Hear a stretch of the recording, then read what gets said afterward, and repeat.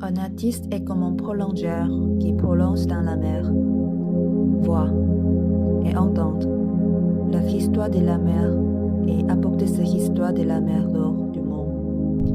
Et en parler aux gens est plus significatif pour moi que de dessiner et d'afficher les magnifiques paysages de la mer dans un cube blanc. Je m'intéresse à diverses questions sociales, telles que les réfugiés, les immigrants, les sans-abri, la violence domestique, le sexe et les enfants. Nos vies sont comme des icebergs flottant à la surface de l'eau.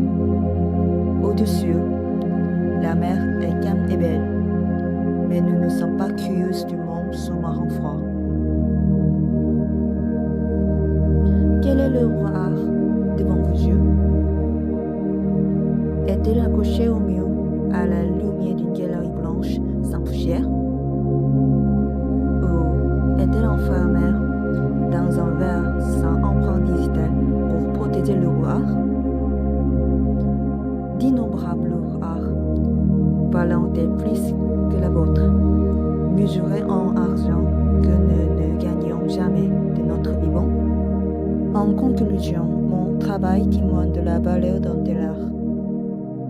Nous regardons avec intérêt en disant que la personne allongée sur le sol du musée est un artiste.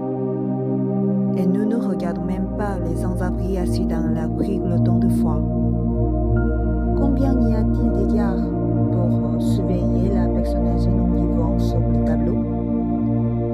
Même si votre voisin est maltraité par-dessus le mur en ce moment, nous nous rejetons comme du bruit. Dans le monde, des enfants non protégés vivant leur vie dans la douleur. Mais pourquoi devrions-nous protéger les histoires de ceux qui sont déjà morts? La France admet l'homosexualité, mais savez-vous qu'en Corée, leurs vies sont attachées en chute quand ils disent qu'ils sont homosexuels? Toutes ces questions sont toujours avec nous, mais nous ne semblons pas nous en soucier car ce sont les histoires de quelqu'un d'autre. Comme une image encadrée, nous écoutons leurs nouvelles à travers l'écran de télévision, les voyons et l'oublions le lendemain. Je me tiens à la frontière invisible du monde et parler des vies cachées.